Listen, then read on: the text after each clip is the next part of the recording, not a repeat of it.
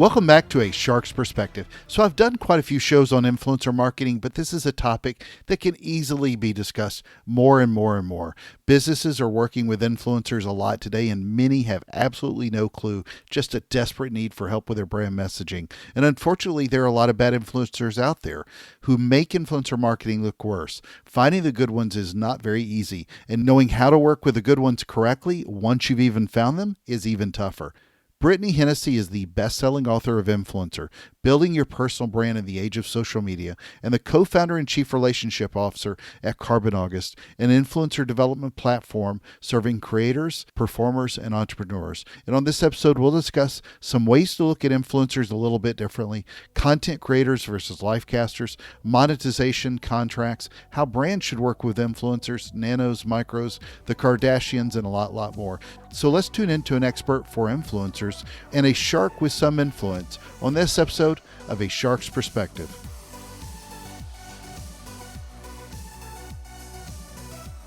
Brittany, thank you so much for joining us today on A Shark's Perspective. If you would, tell us a little bit about your career and your background to date. Sure. Thanks for having me. And at the present time, I work mostly in influencer marketing. And my career started in journalism. I wanted to be a feature writer for Rolling Stone. I graduated right as print was on the decline. So that didn't end up being, a viable career path. And I went into PR. Sad. I went into talent management. I know. And then I had a blog right in the beginning of blogging that was really popular. I got nominated for a Paper Magazine Award. Then I went into social media as that started to get really popular. And then I started to have a lot of full circle moments where people I'd worked with before were in new positions. And so then I ended up at Horizon Media, where I did influencer marketing for consumer packaged goods and entertainment. And then I ended up at Hearst, where I did lots of fashion and luxury for everyone's favorite men and women's brands. And then through that, I learned, a lot of influencers needed more help than they were being given, and all these resources kept being created on the brand side. And so I wrote my first book, Influencer, Building Your Personal Brand in the Age of Social Media. And the response from that book was so great that I launched with my husband, Carbon August, which is a platform that helps influencers and other people who are in the personal brand business get the resources they need to be successful. So what was the genesis for the name of the company? What's Carbon August mean? So carbon, my husband came up with a carbon piece, and it's like carbon is like the connector atom, right? Which makes sense. And then it's like the number is 6, and so that's like 6 degrees of separation. There are so many fun things with carbon. And then August is our son's middle name. And we said we're going to make it a family name, and all of our children will have the middle name August. So it only made sense to add that as a name to the business, because everyone knows your business is also your baby. So perfect. It's family name. Well, I read in an interview that you were in that, where you asked yourself, why not me? And if you'd sort of describe that moment when looking at yourself even as an influencer, and do you look at yourself as an influencer today? It's really funny. Like I tell people, like everyone's an influencer. It's just varying degrees. And then when I have to apply that to myself, I'm like, oh, well, but it's true.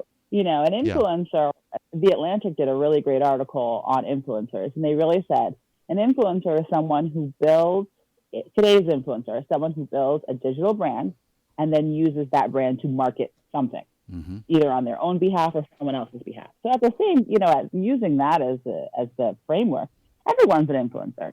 I have a following that people, they follow my Instagram posts and my Facebook posts for news on how to be a better influencer. And then in turn, there are always events or services that I can market to them.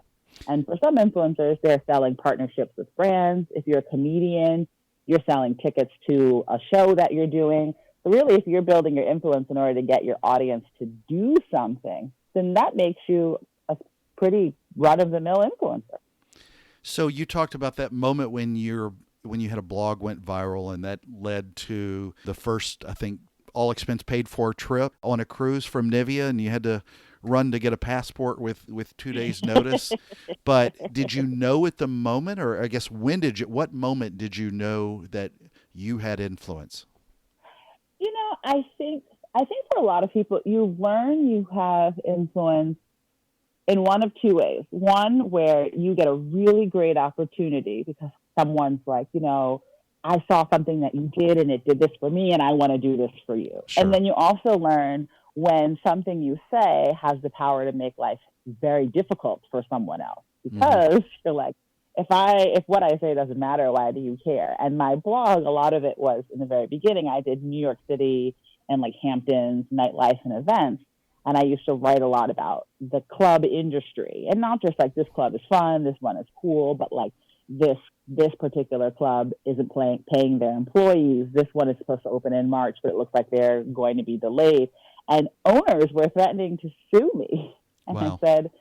I was like, oh, I must be really important because if nobody cared and no one read this, then it wouldn't matter to you what I said. And so I think that's really when I learned like, oh, my voice has like a really big effect. And then it changed what I was talking about over, the course of my career. And then when I got into influencer marketing, I think I was influential almost right away because I'm one of the first people to be in this industry and I'm one of the most visible at this point. Well, nothing says influence like a potential lawsuit. So congratulations for that. So, but I was telling a friend of mine who is a social influencer, and actually discussed this on another show recently. But we were talking about how she was an influencer versus how I am, and you could define it in a lot of different ways. But whether it's somebody's influencer, thought leader, authority figure, or whatever it is, but I love what you did very early on in the book was that you describe what an influencer is versus a life caster. Help unpack that a little bit and define that a little bit further, because I think for a lot of people that conversation hasn't been had or realized for a lot of influencers today. Yeah, I think, people think influencer is such a bad word. And they're like, Yeah. I'm not an influencer, I'm an author, or I'm not an influencer, I'm an actress, or I'm a model, or I'm a chef, or whatever it is. It's like you're all influencers. There are two different types. There are content creators, and those are people they're more like media brands, Right. and they are coming up with editorial calendars. They're shooting, whether they're shooting clothes or food or fitness routines. They're creating content out of thin air to serve up to their audience. But they're very much like a magazine. And if you're a personal chef or a personal trainer, but you're filming stuff and editing it and putting filters on it and really working on the captions and making it beautiful for your audience, that puts you in that bucket. Life casters are what you would call like the Kardashians and the Jenners and Bella and Gigi Hadid and like Serena Williams. Athletes and celebrities, they are, I think, the best way to see what a life caster really is.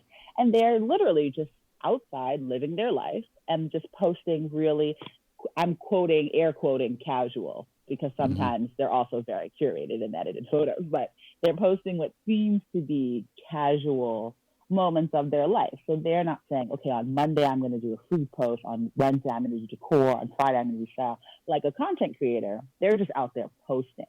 And so if there really isn't too much method to your madness, you probably fall under life caster. Yeah. And if you're really planning out your content, then you go under content creator. But both of those people are influencers, because if people are following you and then doing something because they saw it on your feed, well, then that means you have influence. And that makes you an influencer, whether you like the word or not.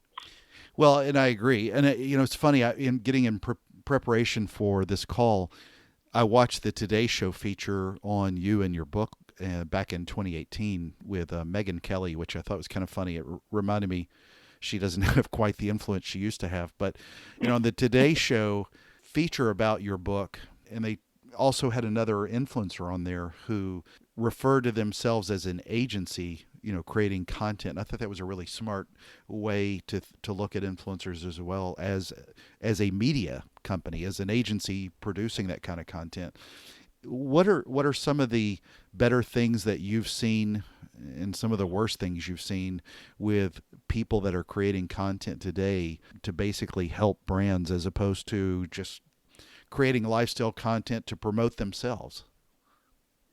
I think it's a mix, because as an influencer, if you don't have actual, if you don't have an authentic relationship with your audience, you're not going to be able to sell them anything. Great So point. you've got to be an expert. And so you have influencers, they'll say they either do like 80-20 or 70-30. They do organic content. Fashion is like the best example, or beauty, where their job is to style outfits and test beauty products so that you can see if what you like is similar to what they like.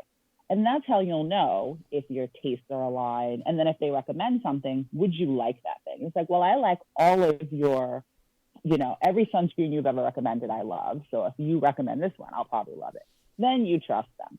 And so when they're creating content for brands, there's lots of different ways that an influencer should partner with a brand. And like the least of them is to drive sales. And I think that's a really big misconception that, okay, we're going to hire an influencer and they're going to drive, they're going to move products.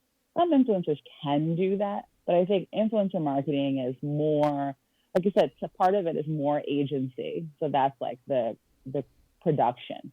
And those are influencers who, for $50,000, some of these creative agencies can give you a beautiful picture of a woman on a beach, and an influencer can shoot that same level of content for $5,000. And so already it's crazy. And then there's the distribution piece of an influencer, which is when they post that photo on their feed, having access to their audience. And that is very much like buying a commercial, I think. It's like you're putting it on the right network at the right time with a show that your audience is watching. And now they have awareness that what you're selling exists. That doesn't mean they're going to buy it right this second, but it means if later they see another ad from you, or if they're in the store, they'll remember the commercial that they saw. And in this case, they'll remember the Instagram post that they saw. Some people can buy right away. And, companies like Reward Style and Shop Style Collective, they're really doing that. The influencers are like, click this link and you can buy a product. So there's more direct to purchase. But for the most part, it's to raise awareness that something exists.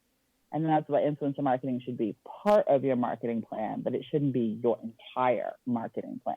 Agreed. And I think that's a fantastic point about producing it for a lot less. And I look at it often because I talk about influencer marketing a lot at conferences, especially with lead generation and what it can do to drive sales. But I love the fact that you brought up that an agency who might do it for $50,000, an influencer can do it for 1/10 of that. And I think that is part of the problem, that people look at it as maybe some of their agencies aren't producing nearly as much as these influencers who are agencies on their own can do. And I just really enjoyed that point. So do you find today, though, that too many of the influencers are, in your opinion, selling themselves out to promote products? Because I think a lot of folks are worried that it's losing a lot of its authenticity quickly.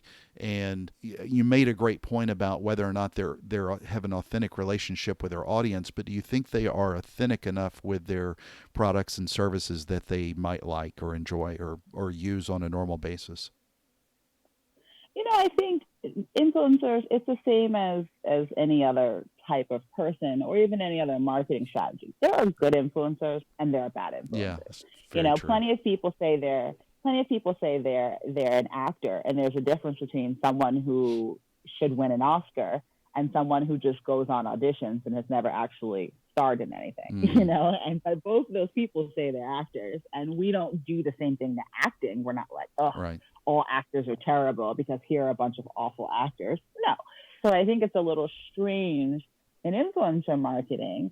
And, there are different types of influencers. Some influencers do a lot of branded content, and that's because they usually work in like fashion or beauty, where the things they're recommending to their audience belong to big brands. And it's like, well, if I'm going to promote this dress anyway, you should pay me to promote this dress. Mm-hmm. And so that makes sense for them. But there are lots of influencers who they don't take sponsored money at all. They have really robust blogs and they, run ads on them, or they're selling their own products and services. And so I think, it's a very prominent, but I think a smaller part of the overall influencer pie than people realize are these branded content deals. because every influencer will tell you they don't get enough branded content deals. They all want more. Mm-hmm. So even if you really want to do a lot of them, it's hard. And if you're promoting something that isn't very good or that you don't like, your audience will give you that feedback very quickly.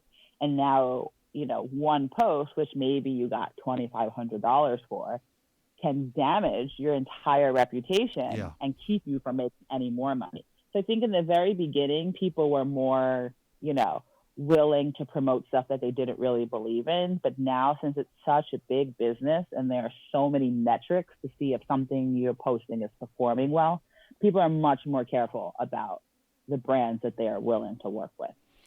Yeah, and we know that not everybody's going to be just super incredibly nice on social, so they will be they will challenge you quickly and tear you down. Right. So when you look at influencers today, especially working with the brands themselves, what advice do you give brands for how they should approach influencers, or just in working with them, and either if it's working through you or working directly with the influencer or some other agency? What kind of advice do you give brands and as to how they work with those people?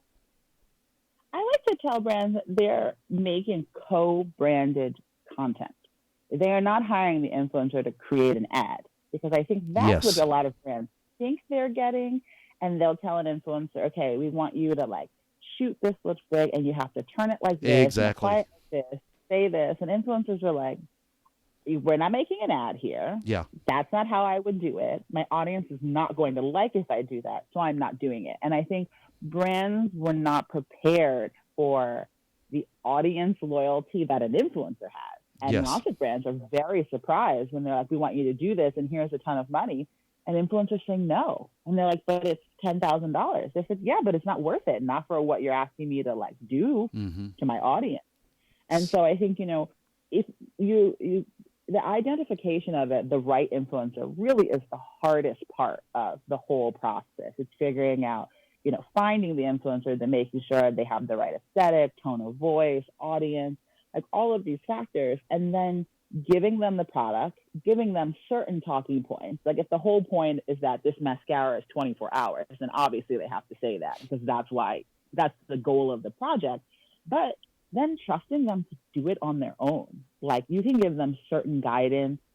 Some brands are very much we want to be able to repurpose this on our social, and our feed has a lot of pink, so please put pink in your thing, which works if the influencer often puts pink in their photos. But you wouldn't pick an influencer who only does black and white pictures to be like, can this be pink? No, you can do pink.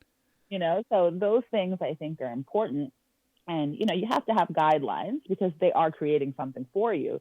But at the end of the day, you have to let them do what's going to work best and perform best, because brands, I think, like to touch too much all over the process.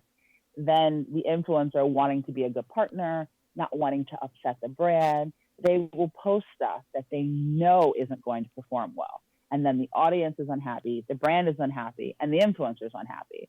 And they're still going to ask for their money because they did what you asked them to do. But this is a lose situation, all because a brand wanted too much control over the final piece of content. Well, it goes back to, whether or not somebody is an agency and how they've traditionally used agencies to produce creative content. If your PR and communications team has their footprint all over it, then nobody pays attention to it in the modern world, and that's why we need influencers to have their own authentic voice. And I tell people all the time, you've got to get the influencer involved early on to help provide that creative vision, instead of going into it thinking they're going to produce a commercial for you exactly the way you've scripted it or envision it in your brain. You have to give them some guidelines, give them some content, guidance, if you will, and then get out of the way and let them deliver. And I think that's where part of the problem is with, they're just wanting to have too much of a tight grip on letting them be creative. So it's problematic, but I think, if brands are willing to spend the money, which is also the other thing, everyone thinks they can get something for free. What a lot of, what I've had brands do with influencers is, we're going to pay the influencer to create 2 pieces of content. Mm-hmm. One is going to be very branded, pretty much like an ad. Yeah. You can have that one and put on your feed. She's going to create a second piece that's in her tone of voice, and that's what's going to go on her Instagram. Then everybody gets what they want. And so, because you might just really like their style, their face, their voice, and you pretty much want them to be a spokesperson for you, but you can't afford that. So you can have them create a commercial for you, but don't expect them to post it. And that's where you come into influencers serving as creative agencies, where they can create content for you and you can do whatever you want with it. But if you want them to post it to their audience, well, now there are a different set of rules that have to be followed. So obviously there are a lot of different levels. I've done this many times on presentations talking about the different types of influencer sizes out there. But I think sort of the hottest one right now that everybody seems to be talking about and approaching more today is micro influencers. What are you a fan of, and what have you seen work the best over your years working with influencers, and what they can deliver for brands? I'm always very weary of any trend in influencer marketing. Exactly. Because it's usually fueled by a bunch of platforms who are trying to sell something. And so macro influencers were the thing just because, these girls and guys with really large followings, because they had just been doing it for a really long time and never getting paid for it. So it was a labor of love. Then all of those people were signed by major agencies. So if you were a platform, you didn't have access to them. You had to go through an agent, and that's really going to eat into your bottom line. So the smart thing to do would be, well, who do we have access to? Oh, all of these smaller people. But the general consensus was, no, you have to have influencers with a lot of followers. So then they went out and really changed the narrative on, but what about people who have under 100,000 and they have higher engagement and this and all this? Then it's like, oh, wow, okay, let's think about engagement rate. And then when that market was saturated, now the New York Times even did an article on nano influencers. And I was like, no, this is not how this works. It's a digital influencer is someone who can convince people who are not their friends and family to follow them. Yeah. If you are a nano influencer and you have 2,000 followers, the odds that you have 2,000 people that you know or have met at some point in time, or a friend, high. It's once you get into 5,000, I think now you've got people who are finding you and they're following you because they like what you're saying. 10,000 is where you really start to be able to make money. And I think Instagram agrees, which is why you don't get the swipe up feature until you have 10,000 followers, because anything less than that, you don't need this feature. And then over 100,000 followers is when you're really starting to make waves. And that's why for a lot of agencies, that's the starting point when they will look at you for representation. So you're really looking at 5,000-ish to be even use the word influencer in describing yourself, and then 10,000, 100,000, and then you've got the people who are million plus and they're like mega influencers.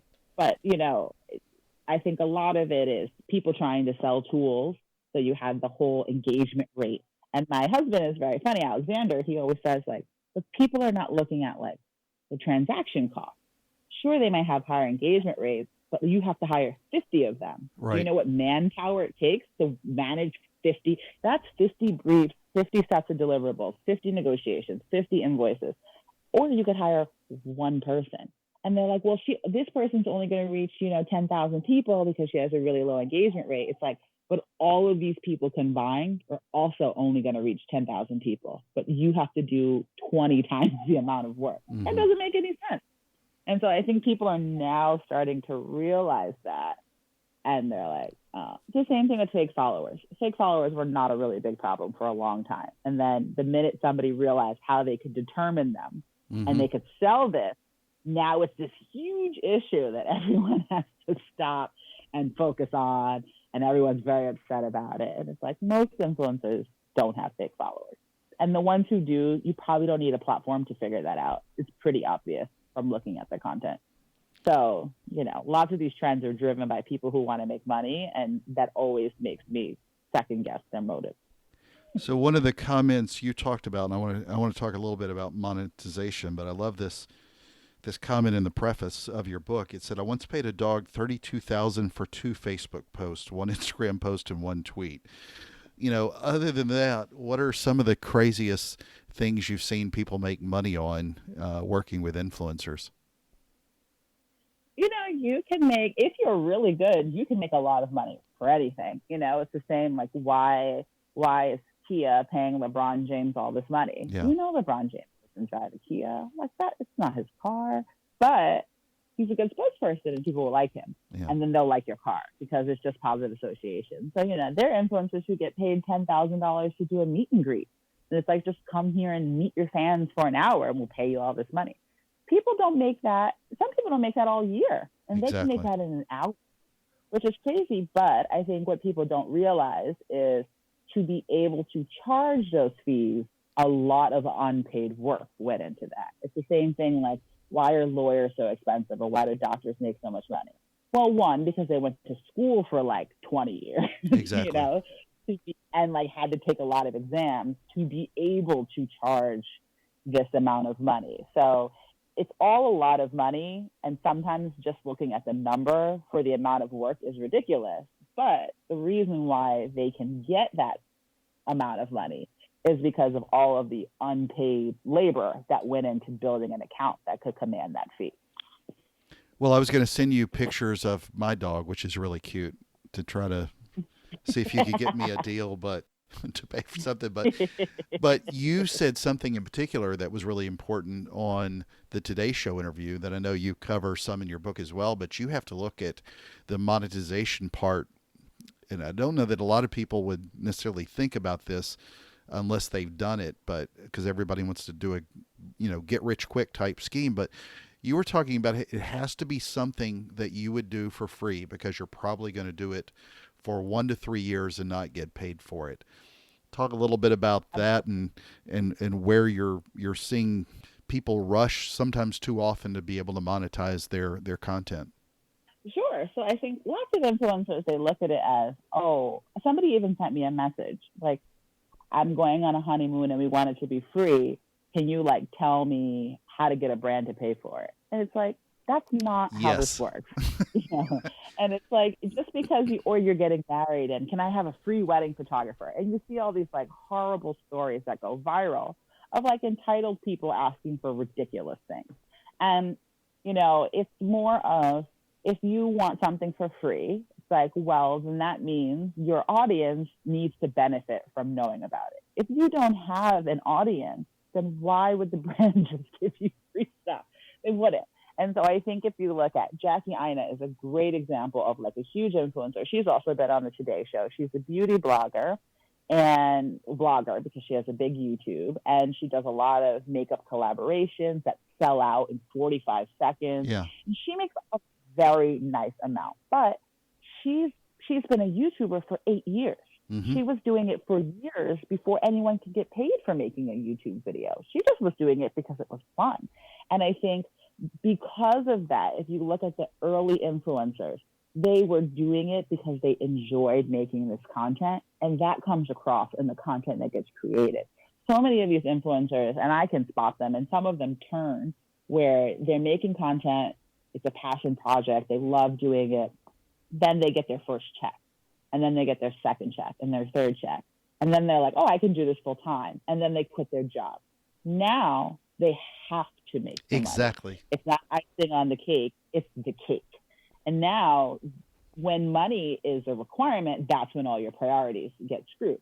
It's the same reason why people have jobs that they hate, but they go every day, because it's like, oh, well, then I have to apply for a new job. It's so much work. And so when that happens to influencers, what happens is they realize, I have rent due and I don't want to take this campaign, but how else am I going to pay my rent? So then they take the campaign and they do all these things, and then their content starts to suffer because now they're just doing it for the money. And that's the big difference. It cannot be something you do for the money, because you will take on questionable partnerships.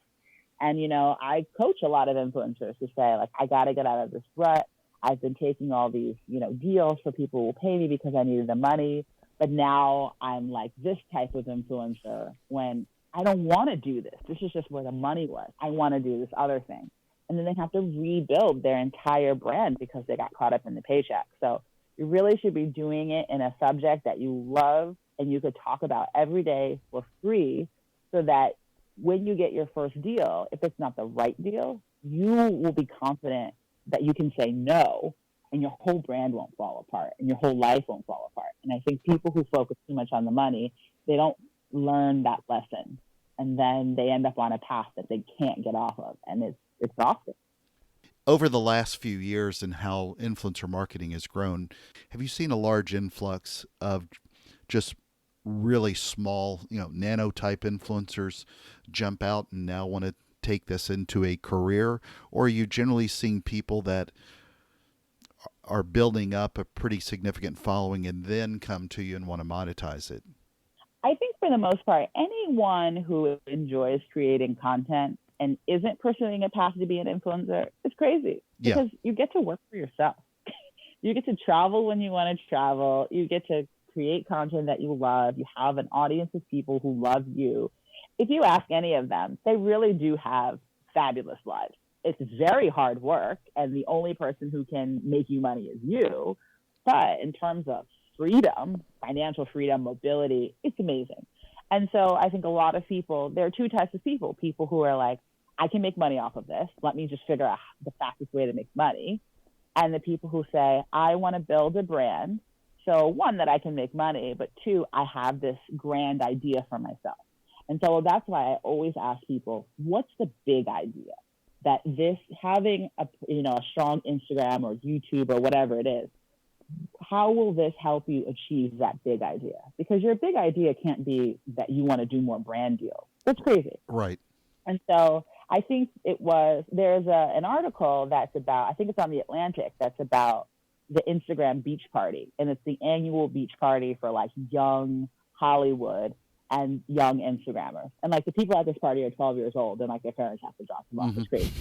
But when you interview all of them, when you interview adult influencers, they're always like, I want to get more brand deals and do more collaborations.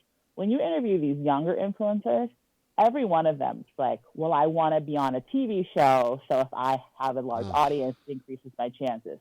I want to be a singer, and so I'll have more distribution for my album.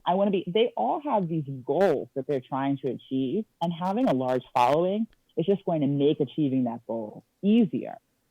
So, and none of them say, because I want to do a lot of brand deals. But that's crazy. That's not, unless you're going to turn it into like a media company, like Who What Wear is now like a legitimate media brand that competes like Refinery 29. And that was started by an influencer. Unless that's the path, then you have to have something else that you're doing. And this is just, a conduit to that. But this can't be the end goal, because you're going to take photos of like your wardrobe for the rest of your life. Like if you're 25, you've got a lot of time to go. What else are you going to do? Well, you're speaking at a lot of conferences, obviously about influencer marketing, but what are the kind of topics and questions that come up a lot in those speeches? I think the biggest one that I'm starting to see, which makes me really happy because it's a shift, is people talking about how can being an influencer help them become an entrepreneur. And that is a topic that's my favorite, because these are people who are like, I want to build a business. How can I build here's some ideas I have. How can influencer marketing help me build this business? I think that's the best one. And then a lot of it too is, a lot about contracts and negotiations. How do I read a contract? How do I negotiate? Yes. How do I know my worth? And that's really good, because those are skills that influencers learn, but they can apply to real life when negotiating for a raise, or even, like fighting with somebody over how much to pay for a car. It's like you can assess how much something is worth, how much time and effort something will take, why you're better than somebody else, and then figure out like what does pricing look like in that field, and how to ask for more money or how to ask to pay for less money. So I think that's really interesting, and it shows that there is a lot of money being made because more people are asking questions about money. And it's less about how do I get more followers, which I think was the most important question a few years ago. Yeah. It's really kind of the wild, wild west with contracts. You've got a lot of influencers who don't know contract language. That hasn't been their, strong suit necessarily. It wasn't something you necessarily thought of as to study in college, but the same thing goes for a lot of creative agencies and brands that don't know how to approach influencers with contracts either. And I've just found that to be a really interesting twist in the last year or two with questions I get as well. So how do people start getting engaged to learn more about this craft? I mean, what are the things that you talk to them about? So I break out influencer development into 4 pillars: building your audience, packaging your brand, monetizing your influence, and planning your future. Mm-hmm. And so I have, through Carbon August, lots of different ways for influencers to get extra help. And so there's personal coaching. And my latest venture, which I'm really excited, is I'm going on a 6+ city tour where we're going to do lots of different workshops. And at this workshop, we're actually going to write bios, make media kits, draft your welcome email for your newsletter, and you'll leave with like tangible assets that you can use to keep building your brand. I think that's my biggest pet peeve about conferences is you spend a lot of time at a conference, you get really jazzed up, you're so excited, inspired, and then you get home and you're like, I don't know where to start. I don't know what I need to make. I don't know how to do this.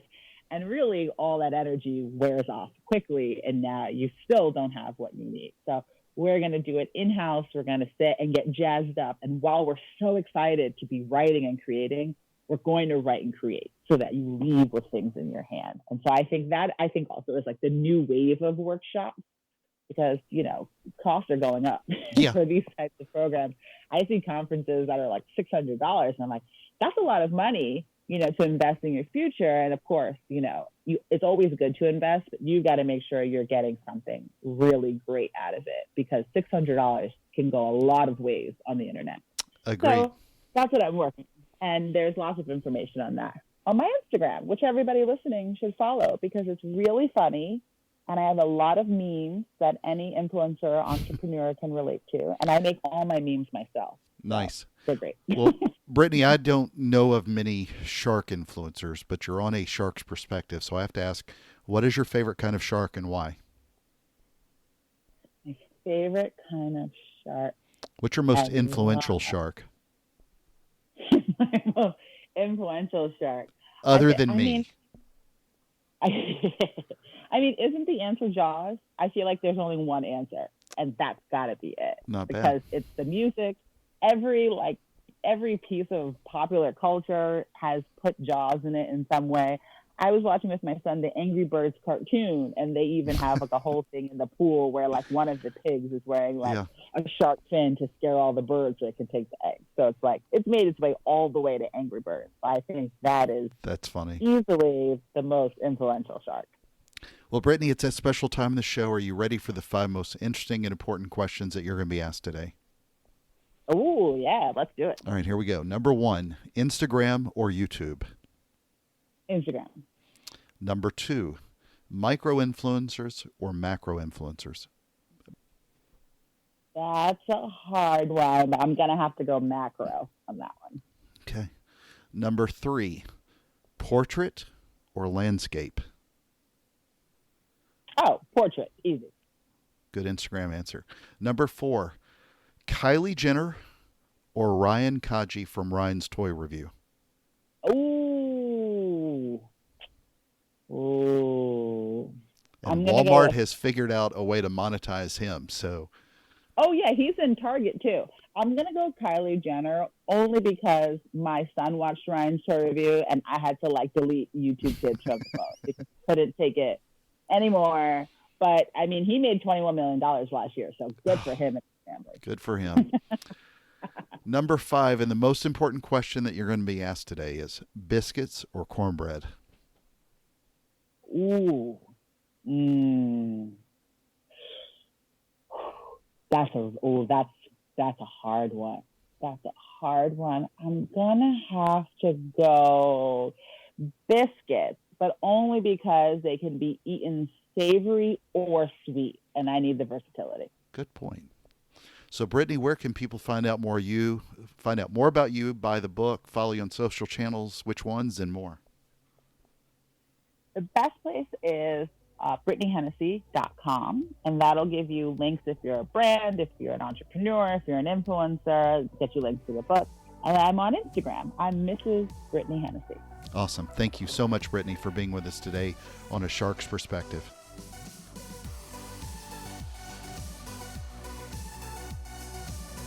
So there was my conversation with Brittany Hennessy, the best-selling author of Influencer, Building Your Personal Brand in the Age of Social Media, and the co-founder and chief relationship officer at Carbon August, an influencer development platform serving creators, performers, and entrepreneurs. Let's take a look at 3 key takeaways from my conversation with her. First, interesting way that she describes influencers and the 2 kinds of them. Content creators are media brands per se. They create a content calendar and schedule to serve up a lot of their content to their audience that they've planned out. Lifecasters are the Kardashians and other somewhat celebs, if you will, a lot of athletes. Those people are outside living their casual life and posting a lot of stuff. Second, it was a small but great and obvious point. Influencer marketing is so much cheaper than you would get from an agency. It's not as perfect looking or polished as you would expect from an agency, but if done well, that's also the beauty of it. If an influencer's audience will really listen to a message about your brand on their channel, then you're very likely accomplishing more than your agency is doing on your own channel, where people generally are not listening to that brand babble. This is about putting that message on the right network at the right time with their audience. And yes, some of the influencers and how they do this are not good. The problem we often see, and she said it best, is there are good influencers and there are bad influencers. A lot of those are racing to the bottom, and you can normally spot them easily. Just like some of the bad agencies, though. So next time you want to evaluate the worth of both efforts, put an agency's content up against whatever influencer's content that you're using. Look at the audiences and messaging, etc., and then see how they look to you. I did a test of this recently and was interested in the comparison. And be careful too. She used a descriptive example with people who call themselves actors, just like so many people are calling themselves influencers. But if you've never started anything, maybe they're waiting tables and still call themselves actors. See which one has influence and which one has an authentic relationship with their audience. Third, so how should brands look at working with influencers? She tells brands they're not hiring an influencer to create an ad. After all, this is not a commercial. But a lot of people and agencies and brands don't understand the audience that some influencers have cultivated with their flock. As she said, brands were not prepared for the audience loyalty that an influencer has. So no, you cannot throw out your normal brand speak automatically to their audience because that's not what their audience wants to hear. You do have to have your guidelines on what is acceptable, but after that, you need to somewhat get out of the way when working with an influencer. You're not hiring an agency to do exactly what you want someone to do. You're hiring someone to tell the story to their audience. And that requires a significant amount of trust from you. And personally, I always push a lot of the influencers to drive traffic back to your website. But I also really like Brittany's recommendation to have them do 2 postings, one on their channel and one on yours. Got a question? Send me an email to kenneth@asharksperspective.com. Thank you for the privilege of your time. I hope you know that this is my passion project. Whatever influence I have is simply to help you and me both learn. It's a fabulous life. So go kill it the rest of today and join us on the next episode of A Shark's Perspective.